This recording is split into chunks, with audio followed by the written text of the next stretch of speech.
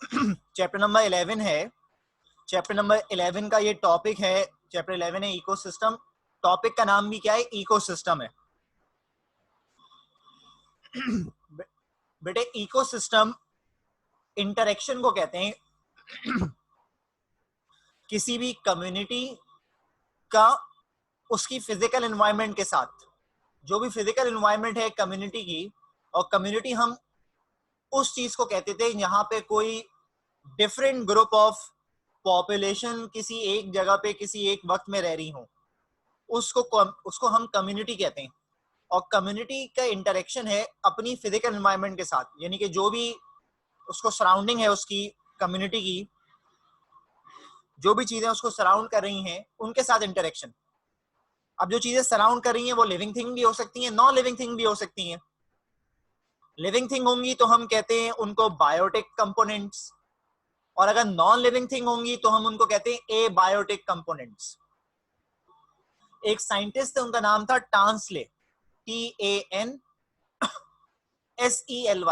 Tansley ने 1935 में ये टर्म, इकोसिस्टम की टर्म जो है ये इंट्रोड्यूस कराई थी।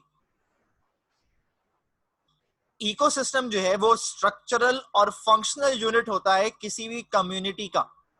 इकोसिस्टम जो है वो स्ट्रक्चरल और फंक्शनल यूनिट है, यानी कि कम्युनिटी को बनाने वाला, उसके काम करने वाला जो स्ट्रक्चर है वो इकोसिस्टम है किसी कम्युनिटी का। जो ये दिखा रहा होता है रिलेशनशिप कि कैसे फ्लो ऑफ एनर्जी हो रहा है, एक ऑर्गेनिज्म से दूसरे ऑर्गेनिज्म में एनर्जी कैसे ट्रांसफर हो रही है। इसके अलावा साइक्लिंग ऑफ मैटर कैसे हो रहा है। साइक्लिंग ऑफ मैटर की बात मैंने पहले भी करी थी आपसे इकोसिस्टम अप्रोच के अंदर, कि कैसे कोई मटेरियल कोई जानदार यूज करे, फिर वो निकल आए, फिर उसको कोई और दूसरा जानदार यूज कर ले। इसको हम साइक्लिंग ऑफ मैटर कहते हैं। अच्छा, मैंने कहा कि दो चीजें हैं, एक लिविंग थिंग है और एक नॉन लिविंग थिंग है। लिविंग थिंग को कह रहे हैं बायोटिक और नॉन लिविंग थिंग को कह रहे हैं एबायोटिक। सबसे पहले एबायोटिक कंपोनेंट्स की बातें करनी है हमें। एबायोटिक कंपोनेंट्स में तमाम नॉन लिविंग चीजें आ जाएंगी। एबायोटिक कंपोनेंट में तमाम नॉन लिविंग चीजें आ जाएंगी। एबायोटिक कंपोनेंट में तकरीबन तमाम नॉन लिविंग चीजें आ जाएंगी, सारी बेजान चीजें, नॉन लिविंग थिंग। जितनी नॉन लिविंग थिंग्स हैं वो सब एबायोटिक कंपोनेंट में आएंगी।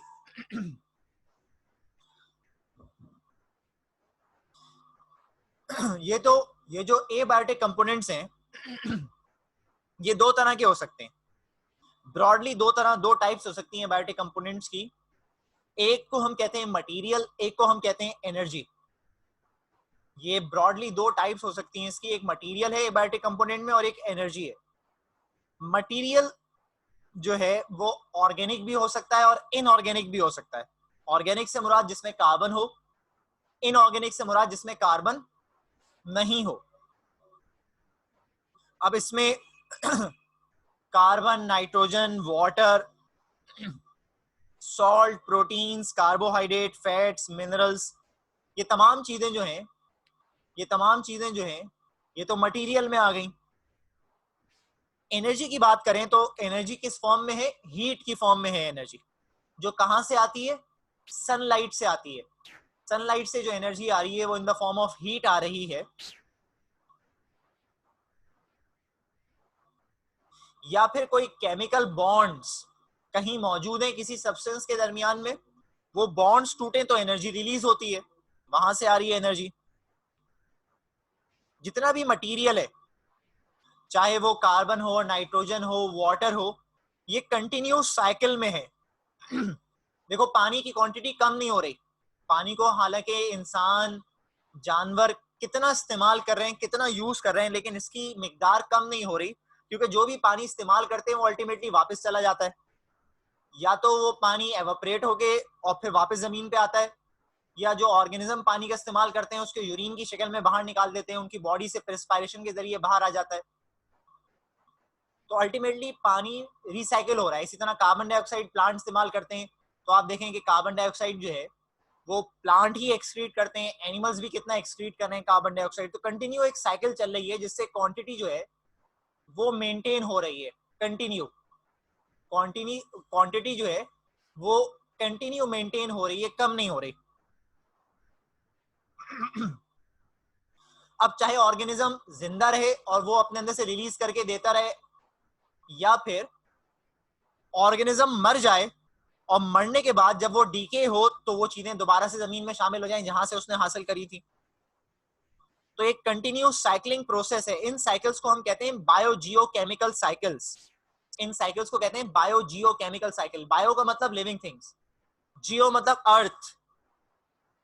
तो जितने भी लिविंग थिंग्स हैं वो अर्थ पे ही रिलीज करते हैं, अपने अंदर से केमिकल सब्सटेंस निकालते हैं और वापस फिर वो इस्तेमाल करते हैं, फिर निकालते हैं, फिर इस्तेमाल करते हैं। तो उनकी क्वांटिटी फिक्स है, कम नहीं हो रही है। इसके अलावा एबायोटिक फैक्टर्स को डिवाइड किया हुआ है 3 टाइप्स में।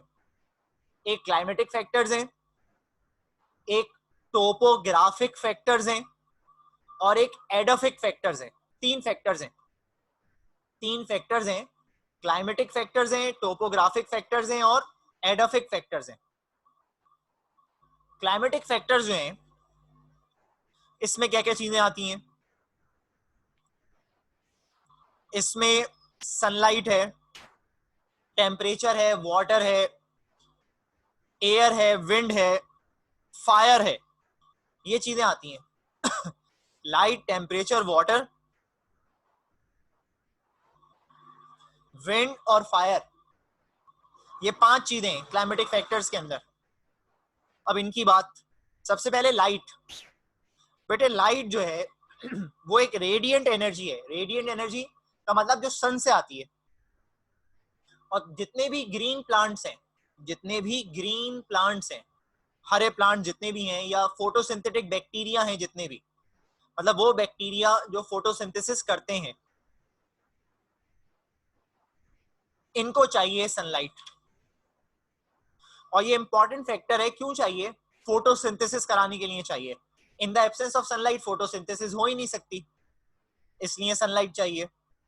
हालांकि सिर्फ 3%, सिर्फ 3% टोटल सनलाइट जो है, जो सन से निकलती है, उसका सिर्फ 3% फॉल करता है अर्थ पे और उसको प्लांट इस्तेमाल करते हैं। सिर्फ 3% सनलाइट को प्लांट्स या ऑर्गेनिज्म जो है वो इस्तेमाल करते हैं, आउट ऑफ 100% जो सन से आ रही है। तो अगर आप देखें तो ये बहुत ही कम क्वांटिटी है जो इस्तेमाल कर रहे हैं पौधे या बैक्टीरिया। सनलाइट में सनलाइट की इंटेंसिटी होती है, मतलब मिकदार, ड्यूरेशन होती है, और इसकी क्वालिटी, सनलाइट की क्वालिटी। इंटेंसिटी की बात जो है, इंटेंसिटी से मुराद है मिकदार। इंटेंसिटी से मुराद है मिकदार, क्वांटिटी, अमाउंट, कि कितनी सनलाइट किसी मखसूस जगह पे पड़ रही है, कितनी सनलाइट किसी मखसूस जगह पे पड़ रही है, ये सनलाइट की इंटेंसिटी कहलाती है। अच्छा, सनलाइट की इंटेंसिटी एंगल ऑफ इंसिडेंस पे भी डिपेंड कर रही होती है कि किस एंगल पे है। अगर ऐसा एंगल है कोई जो थोड़ा टिल्ट है तो उस पर किसी और तरह पड़ेगी, कोई बिल्कुल फ्लैट है तो उस पर किसी और तरह पड़ेगी सनलाइट। यानी कि इसकी मिकदार, इंटेंसिटी चेंज हो रही होती है एंगल ऑफ इंसिडेंस को लेकर, सीजन को लेकर। कौन सा सीजन चल रहा है, बाहर का है, ऑटम है, विंटर है, समर है। समर में देखो ज्यादा इंटेंस सनलाइट होती है, सर्दियों में कम इंटेंसिटी होती है सनलाइट की। ऊंचाई पे डिपेंड करती है, कितना ऊंची जगह पे पड़ रही है, कितनी निचली जगह पे पड़ रही है, और क्या वक्त है, टाइम क्या हो रहा है जब सनलाइट पड़ रही है। हम देखते हैं दोपहर का वक्त है, 12 बजे हैं तो ज्यादा सनलाइट की इंटेंसिटी होती है। शाम होने लगती है, जैसे जैसे 5, 6, 7 बजने लगते हैं तो इंटेंसिटी क्या होने लगती है, कम। तो टाइम पे भी डिपेंड कर रही होती है इंटेंसिटी ऑफ सनलाइट। इसके अलावा अगर ज्यादा इंटेंस लाइट कहीं पड़ जाए तो वो क्लोरोफिल को डैमेज कर देती है, जिसकी वजह से प्लांट पे फोटोसिंथेसिस कर ही नहीं पाते। On the basis of sunlight plant को क्लासिफाई किया हुआ है दो टाइप्स में। On the basis of sunlight plants को क्लासिफाई किया हुआ है दो टाइप्स में। एक को कहते हैं हीलियोफाइट्स, एक को कहते हैं शीसियोफाइट्स। ये मैंने यहां पर इसको अंडरलाइन भी किया, हीलियोफाइट्स और शीसियोफाइट्स। हीलियोफाइट्स वो पौधे होते हैं जिनको ज्यादा इंटेंस सनलाइट चाहिए होती है। हीलियोफाइट्स वो पौधे होते हैं जो रोशनी के पौधे हैं जिनको ज्यादा इंटेंस सनलाइट चाहिए।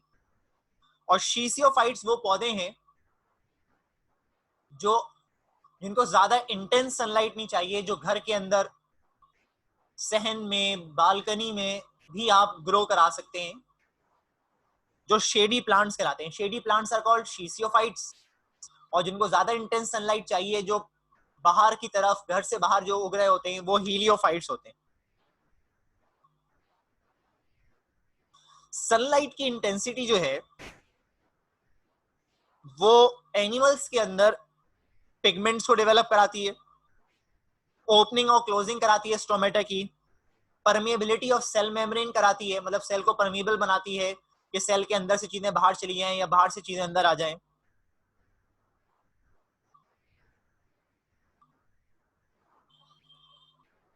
इसके अलावा हाइट को डेवलप कराती है, सरफेस एरिया को डेवलप कराती है प्लांट्स के अंदर। तो सनलाइट की इंटेंसिटी काफी सारी चीजों के लिए रिस्पॉन्सिबल है। नेक्स्ट चीज जो है वो है लाइट ड्यूरेशन। नेक्स्ट चीज जो है वो है लाइट ड्यूरेशन। नेक्स्ट जो है वो है लाइट ड्यूरेशन। लाइट ड्यूरेशन की बात करें अगर हम, तो ड्यूरेशन मैंने आपको बताया लेंथ को कहते हैं। ड्यूरेशन मैंने आपको कहा लेंथ को कहते हैं। बेटा आवाज आ रही है? ड्यूरेशन लेंथ को कहते हैं। अब जितनी देर के लिए सनलाइट जमीन पे पड़ती है, जितनी देर के लिए सनलाइट जमीन पे पड़ती है, इसको लाइट ड्यूरेशन कहते हैं आप, या फोटो पीरियड कहते हैं इसको आप। फोटो पीरियड, फोटो पीरियड कहें या लाइट ड्यूरेशन कहें, एक ही बात है। फोटो पीरियड से मुराद है कितनी देर के लिए सनलाइट जमीन पे पड़ रही है, ये फोटो पीरियड कहलाता है। इसका भी इंफ्लुएंस होता है प्लांट्स के ऊपर। अब जैसे फ्लावरिंग है प्लांट्स में, या ग्रोथ है प्लांट्स में, या पत्तों का झड़ना है प्लांट्स के अंदर, या डॉर्मेंसी का खत्म होना है प्लांट्स के अंदर, ये चारों चीजें, flowering in plants, growth in plants, leaf fall, dormancy, वैसे तो opening and closing of stomata भी है, ये सब चीजें डिपेंड कर रही हैं ड्यूरेशन ऑफ लाइट पर। जितनी देर के लिए लाइट प्रेजेंट होगी अर्थ पे, उतनी देर के लिए फ्लावर ओपन रहेंगे। बहुत सारे फ्लावर हैं वो ओपन रहते हैं, और कुछ फ्लावर हैं जो क्लोज हो जाते हैं। कुछ फ्लावर हैं वो क्लोज हो जाते हैं, जब लाइट पड़ती है अर्थ पे तो वो क्लोज हो जाते हैं, और जब लाइट चली जाती है, अंधेरा हो जाता है, तो वो ओपन होते हैं। तो लाइट की ड्यूरेशन जो है वो इन्फ्लुएंस कर रही है ग्रोथ करवाने पे, पत्तों के झाड़ने पे, लीफ फॉल पे, डोमेंसी को खत्म कराने के लिए। बहुत सारे सीड्स होते हैं वो डेवलप ही जब होते हैं जब उनको ज्यादा देर के लिए रोशनी मिलती है, और फ्लावरिंग इन प्लांट्स में। इसके अलावा एनिमल्स की अगर हम बात करें, तो एनिमल्स के अंदर भी बहुत सारी बिहेवियरल एक्टिविटी जो होती हैं वो रेगुलर इंटरवल के ऊपर रिपीट हो रही होती हैं, जिनको हम बायोलॉजिकल रिदम्स कहते हैं। वो भी लाइट ड्यूरेशन के की बेस पे ही एक्टिविटीज रिपीट हो रही होती हैं, जैसे सोना जागना, जैसे खाना पीना। ये जो रिदमिक एक्टिविटीज हैं जिसको लाइट ड्यूरेशन जो है वो रेगुलेट कराती है, इसमें जैसे मैंने कहा कि सोना जागना है, या परिंदों के अंदर नेस्ट, घोंसला बनाना है, दिन के वक्त बनाते हैं ना घोंसला। या इसके अलावा कोर्टशिप है। कोर्टशिप का मतलब एक एनिमल का दूसरे एनिमल के साथ फर्टिलाइजेशन करना, एक एनिमल का दूसरे एनिमल के साथ फर्टिलाइजेशन करना, या फिर माइग्रेट करके जाना। जैसे परिंदे माइग्रेट करके चले जाते हैं, तो दिन में माइग्रेट करते हैं ना वो जो ग्रुप ऑफ बर्ड्स होती हैं।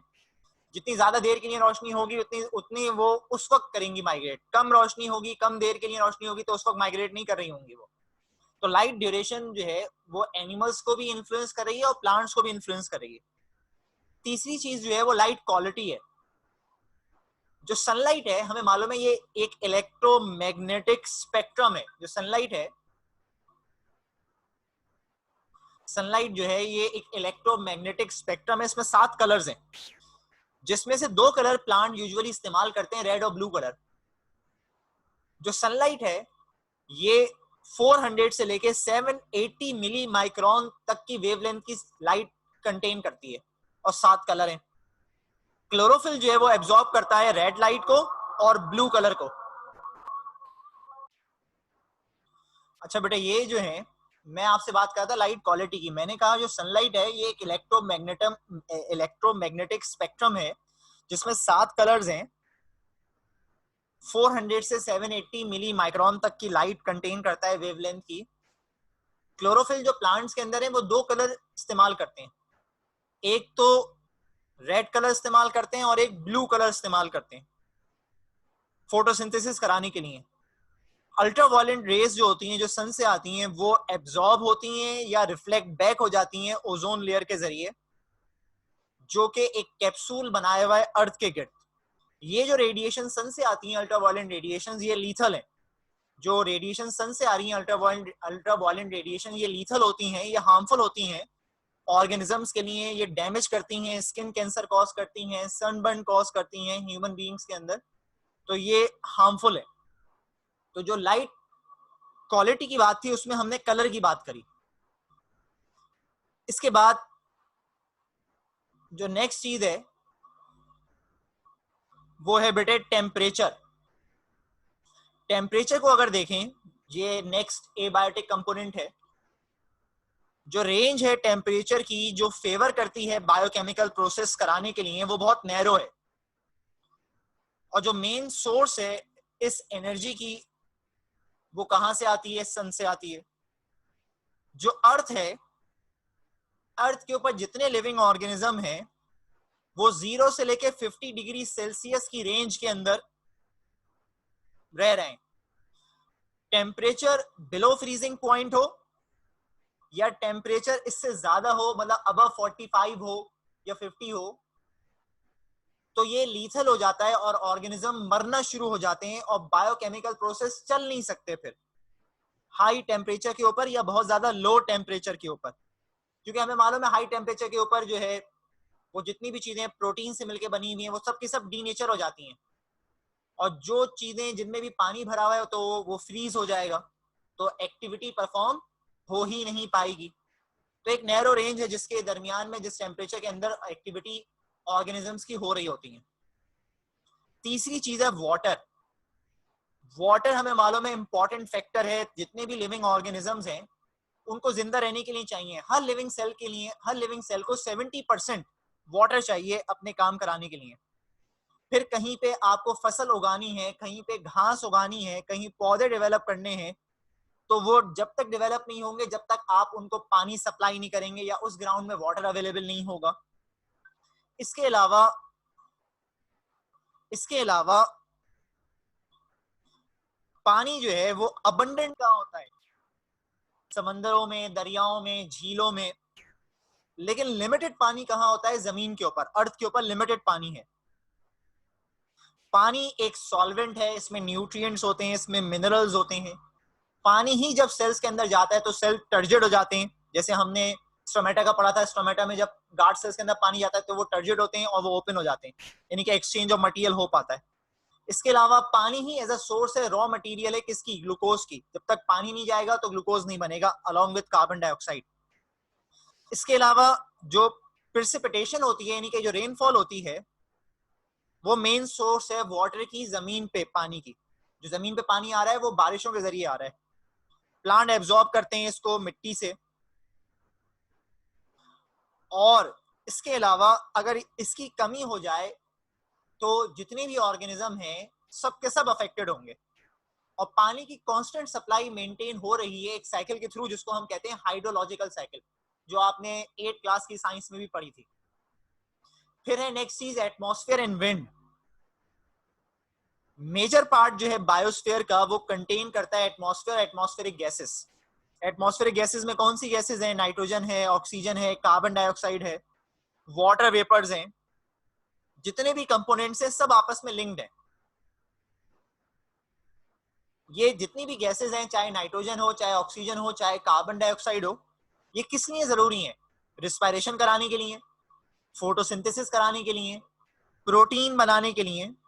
और जो हवा है, जो विंड की वेलोसिटी है, वो क्या कराती है? वो डिस्ट्रीब्यूशन कराती है, सर्कुलेट करती है वाटर वेपर्स को एक जगह से दूसरी जगह, गैसेस की ट्रांसपोर्ट कराती है, ये डिस्पर्सल ऑफ स्पोर्स और सीड्स कराती है विंड, एक जगह से स्पोर्स और सीड्स को उठा के दूसरी जगह पे लेके जाती है, माइक्रो ऑर्गेनिजम्स को ट्रांसपोर्ट कराती है एक जगह से दूसरी जगह, ब्रांचेस टूटती हैं हवा चलने से, ट्रांसपरेशन बढ़ती है तेज हवा चलने से। तो वेलोसिटी ऑफ विंड भी रिस्पॉन्सिबल है काफी सारी चीजें कराने के लिए। हवा की रफ्तार जो है वो ज्यादा हो जाती है जब आप ऊंचाई पे जाते हैं, और कम हो जाती है जब आप नीचे हाइट पे आते हैं, बिलो बिलो वाटर जब जा रहे होते हैं तो विंड की रफ्तार कम हो जाती है। या आप यूं कहें सतह समंदर से नीचे, सतह समंदर से ऊपर, जितने आप सतह समंदर से ऊपर जाते हैं विंड की स्पीड ज्यादा हो जाती है, जितने उससे नीचे आते हैं विंड की स्पीड कम हो जाती है।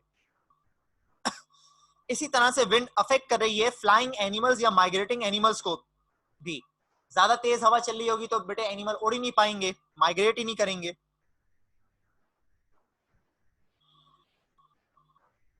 विंड जनरली जो चलती है, हवा जो चलती है, वो पोल से इक्वेटर की तरफ चलती है, मतलब एक कोने से अर्थ के चलती है और अर्थ के सेंटर तक आती है हवा।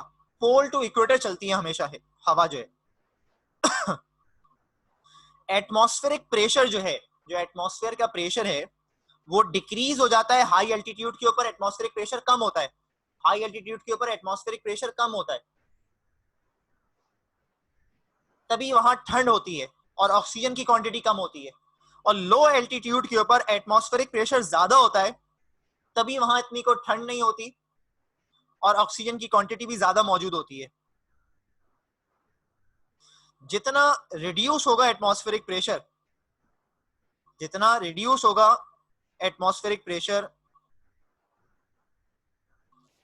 उतनी ज्यादा डेंसिटी जो होगी एयर की वो कम हो जाएगी, ज्यादा डेंस हो जाएगी एयर, वो डेंसिटी उसकी कम हो जाएगी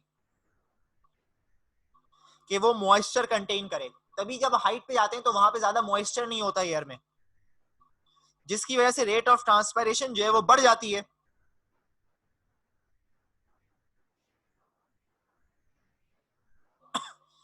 तो ये एटमॉस्फेयर और विंड की बात थी। इसके बाद नेक्स्ट चीज है क्लाइमेटिक फैक्टर में, और लास्ट चीज है, यहां तक करेंगे आज हम, फायर। फायर जो है वो लाइटनिंग की वजह से भी होता है, बिजली गिर गई कहीं वहां आग लग गई।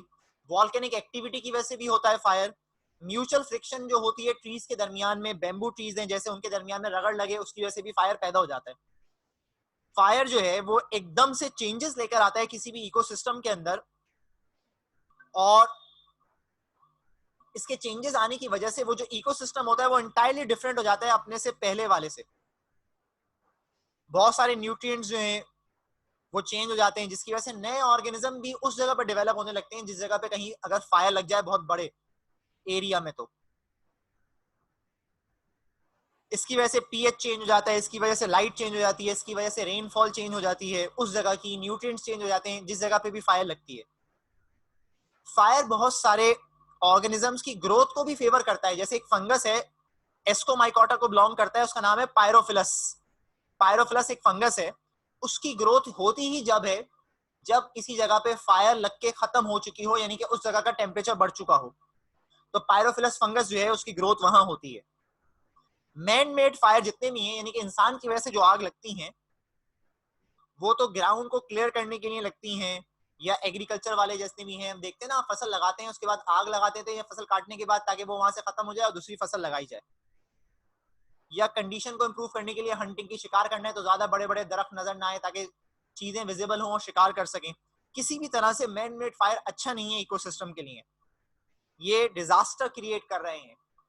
तो बेटे ये तमाम वो चीजें थी जो हमें करनी थी क्लाइमेटिक फैक्टर्स के अंदर।